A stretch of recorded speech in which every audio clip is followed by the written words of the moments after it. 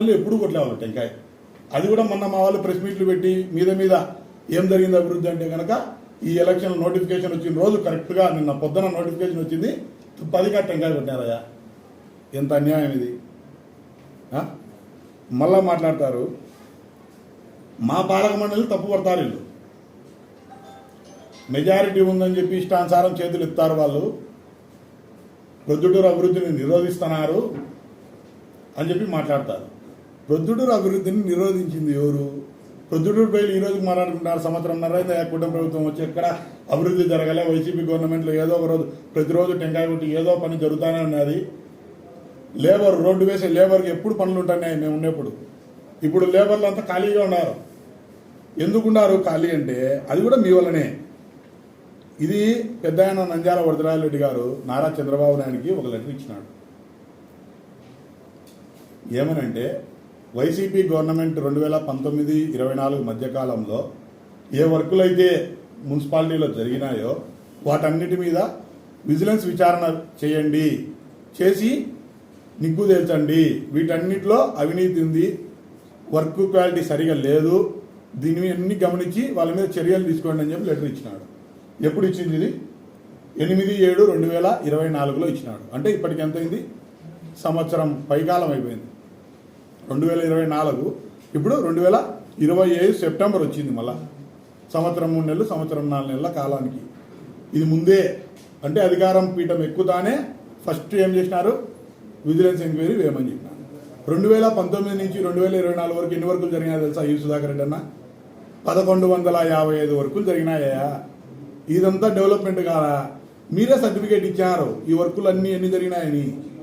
1155 వర్కులు జరిగినాయి. దానికి మళ్ళా సిఎస్ గారు రిటర్న్లో ఒక లెటర్ ఇచ్చినాడు విజిలెన్స్ వాళ్ళకు. నంద్యాల వరదరాజరెడ్డి గారు ఒక లెటర్ ఇచ్చినారు, క్వాలిటీ డిపార్ట్మెంట్ క్వాలిటీ సరిగా లేదని చెప్పి. దాన్ని మీరు దృష్టిలో పెట్టుకొని వాళ్ళు ఇచ్చిన లెటర్ను బేస్ చేసుకొని ఎంక్వైరీకి పురమాయించినాడు సిఎస్ గారు.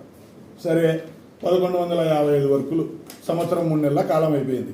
ఇంతవరకు విజిలెన్స్ రిపోర్ట్ ఏముందంటే కనుక ఏమీ లేదు. ఇంతవరకు బహిర్గతం చేయలేకపోతున్నారంటే అర్థం ఏమని? వర్కులు అన్నీ జరిగినాయి, క్వాలిటీ బాగుంది, కరెక్ట్ జెన్యున్గా ఉంది కాబట్టి విజిలెన్స్ రిపోర్ట్ బహిర్గతం చేయడంలా. మీరు అవన్నీ లోపల పెట్టుకొని మళ్ళా ఇది ఇంకోటి చేసినాడు. ఇంకో పని, ఈ విజిలెన్స్ ఎంక్వైరీ ఎటువంటి రిపోర్ట్ లేదు మాకు అగైనెస్ట్గా, కాబట్టి ఆయనకు అప్పుడే చల్లవర్లే మనసు. వీళ్ళని ఏదో విధంగా మళ్ళీ రాజీ రంపాన పెట్టాలని చెప్పి ఈడ పనిచేసే కాంట్రాక్టర్లను ఈడ వర్కులు జరగకూడదు, వీళ్ళ మీద నా పంతం నెరవేరినాకనే వర్కులు ఏమైనా జరగాల, అంతవరకు వర్కులు జరిగేదానికి క్వశ్చనే లే అని చెప్పి మళ్ళా దీన్ని బైపాస్ చేసి ఈ లెటర్ను బైపాస్ చేసి ఈ విజిలెన్స్ ఎంక్వైరీ ఏం రాలేదని చెప్పి మళ్ళా డైరెక్ట్ మున్సిపల్ శాఖ మంత్రి నారాయణ గారికి ఒక లెటర్ రాసినాడు. అది ఎప్పుడు రాసినారంటే ఈ సంవత్సరం 20వ తేదీ 3వ నెల రాసినారు. దీన్ని బేస్ చేసుకొని ఆయన కూడా ఈ లెటర్ని ఎన్హాన్స్ చేసుకొని ఒక లెటర్ ఇచ్చినాడు మళ్ళా వర్కులు చేయండి అని చెప్పి. ఈసారి ఏం చేసినాడు? ఈ 1155 వర్కులకు సంబంధించి విజిలెన్స్ రిపోర్ట్ మాకు అవసరంలే, దానిలో చాలా వాటి వరకు బిల్లులు పడినాయి, బిల్లులు పడుకోకుండా ఏవైతే ఉన్నాయో వాళ్ళని ఇబ్బంది పెడితే సరిపోతుంది కదా అని చెప్పి మళ్ళీ దీనికి సపరేట్గా ఏం చేసినాడు? ఒక 100 వర్కుల మీద మళ్ళీ పెట్టినాడు పిటిషన్. ఏది? మంత్రి నారాయణ గుండా.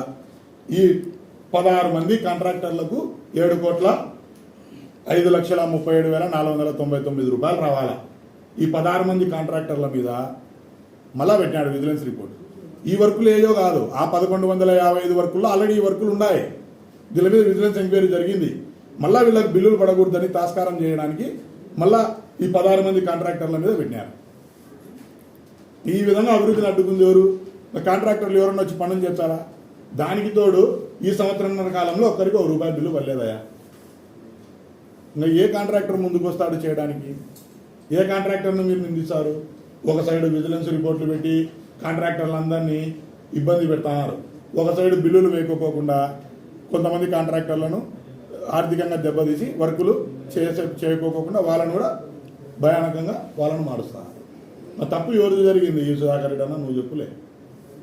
మా అన్న మళ్ళా అంటాడు, మళ్ళీ నవ్వు వస్తుంది, ఒక ల్యాండ్ మార్క్ చెప్పండి మీ పాలక మండలిలో ఏం చేస్తారో అంటాడయ్యా. ఎంత నవ్వుల పాలు మాటలు మాట్లాడుతున్నాడు అంటే కనుక అతనే నవ్వుల పాలు అవుతాడు. ప్రజలు